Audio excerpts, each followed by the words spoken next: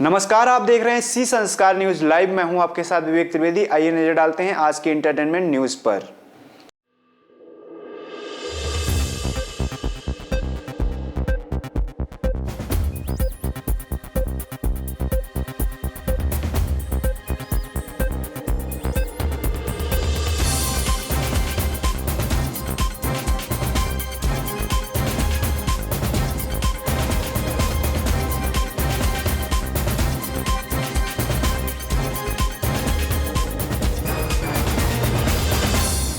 मूक और बधिरों के लिए एक सांकेतिक भाषा एक्सपर्ट की भूमिका निभाने के लिए ट्रेनिंग लेंगे अपार शक्ति।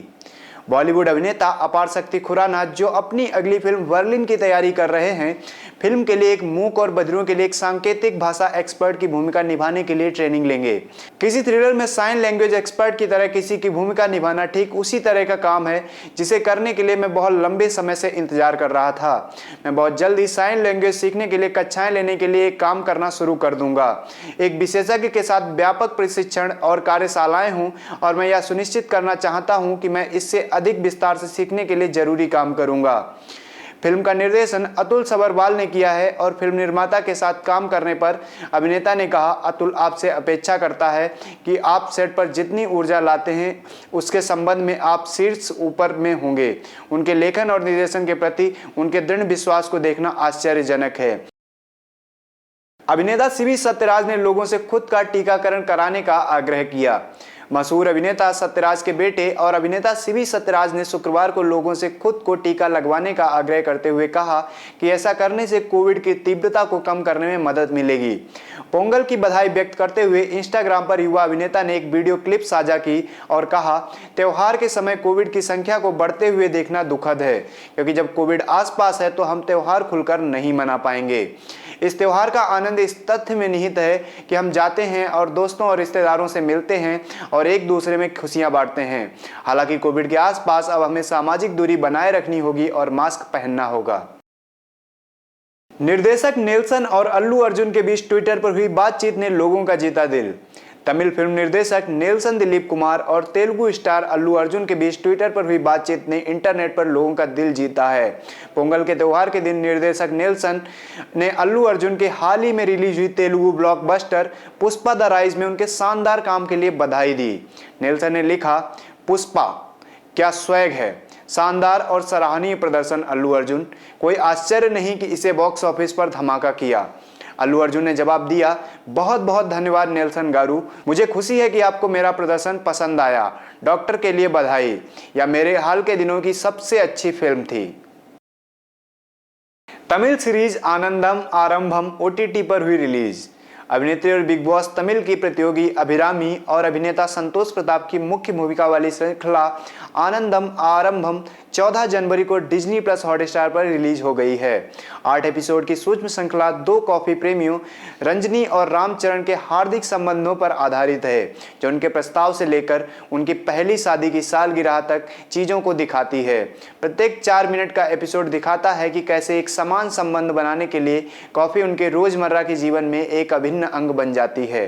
रामचरण और रजनी के लिए कॉफी की तुलना में कड़वे अंतराल को भरना आसान हो जाता है और अंततः वह एक दूसरे से प्यार करने लगते हैं।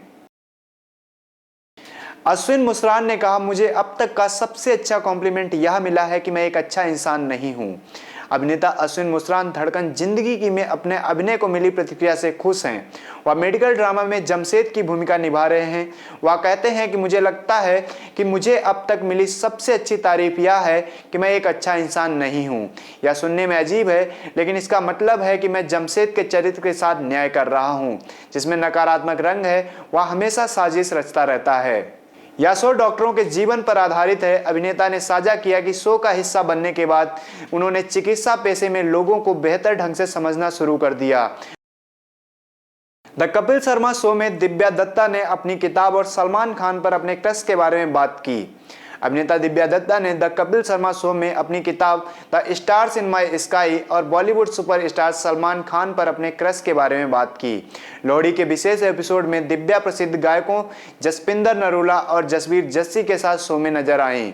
उन्होंने बताया कि ईमानदारी से मैं बहुत भाग्यशाली और धन्य रही हूं, क्योंकि मुझे मनोरंजन उद्योग में उल्लेखनीय नामों के साथ काम करने का अवसर मिला है।